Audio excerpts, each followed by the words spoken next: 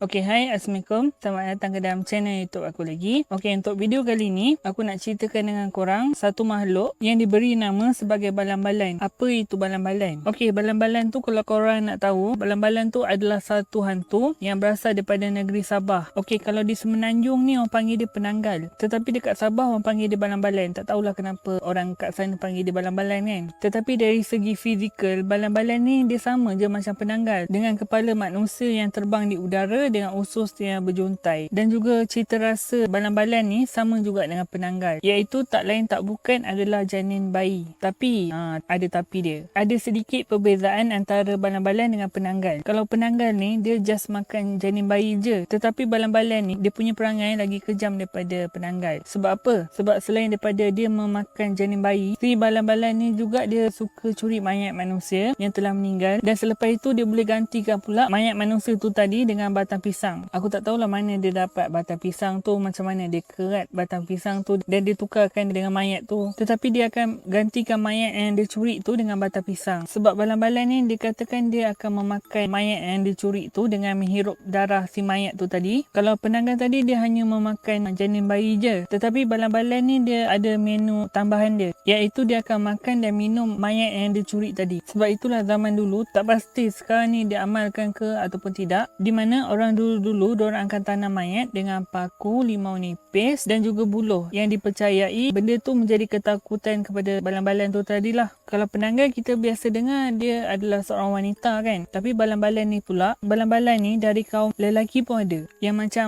ada seorang YouTuber ni yang bernama Abang Jobeh, di mana dia telah bercerita yang dia telah berjumpa dengan penanggal, di mana penanggal tersebut muka dia macam lelaki. Pergi makan di satu tempat ni, nama dia Indomie Janggut. Aku lepak makan dengan member aku. Dia tunjuk dekat atas bangunan. Atas bangunan saja, bangunan weh, hantu. Aku tengok. Waktu aku tengok tu, dia ada kepala dengan tali pohon dia tengah terbang. Tapi aku tengok tu lelaki. Mungkin yang Abang Jombe tu jumpa adalah balan-balan. Mungkin juga penanggal. Tetapi aku tak tahu apa yang dia jumpa, sebab hanya dia je yang tahu apa yang dia jumpa. Satu lagi benda mengenai balan-balan ni adalah dia, di mana dia boleh menjadi pengukur sesebuah bangunan. Okey, macam mana dia mengukuhkan sesebuah bangunan ataupun binaan tu, di mana benda ni dilakukan oleh pemaju sesebuah projek tu, di mana dia akan mengambil kepala mayat yang telah meninggal, dan selepas itu dia akan membuat sebuah pemujaan macam bomoh macam tu lah. Dan selepas itu dia akan tanamkan kepala mayat tu tadi dekat tapak pembinaan tu lah. Sebab dengan membuat macam tu, dia dapat menjimatkan kos pembinaan tu lah. Sebagai contoh, sepatutnya dia akan pacak 6 tiang, tetapi dia hanya pacak 4 tiang saja. Sepatutnya batu kena 4 layer, tapi dia buat 2 layer saja. So benda ni akan membuatkan bangunan tu cepat siap dan juga kos pembinaan berkurang. Jadi tak adalah pemaju tu kena keluarkan bajet yang besar untuk buat sesebuah bangunan tu. Jadi korang rasa dekat mana bangunan yang dekat Malaysia ni, di mana balan-balan jaga?